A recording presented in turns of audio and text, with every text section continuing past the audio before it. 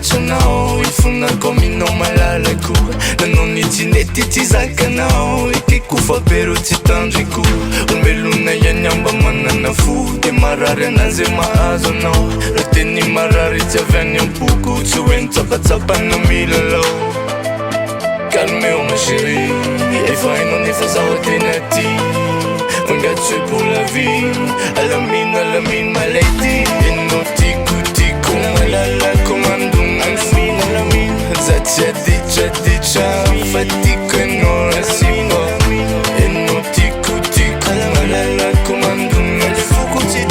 za tsy aditraditra fa tiko enao rasipa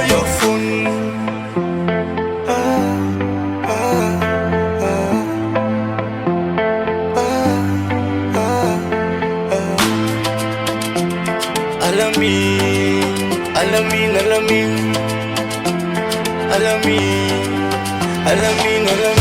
mipenipeny na tsy maray lamba mangidiny fiainako lavitranao zatoko be resaka ohatrandraha fanjamatozaho amiaritra te hoanao masiro mampisy amboko raha hoe zaka vita tsonizafanao masiro mampisy amboko fitiavako anao igna tsy mankalao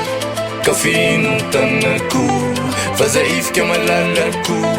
tsy anenenako salo mity anao minoanao enao tikotiko malalako mandona za tsy aditraditra fa tiko enao rasipa enao tikotiko malalako mandona za tsy aditraditra fa tiko enao rasipa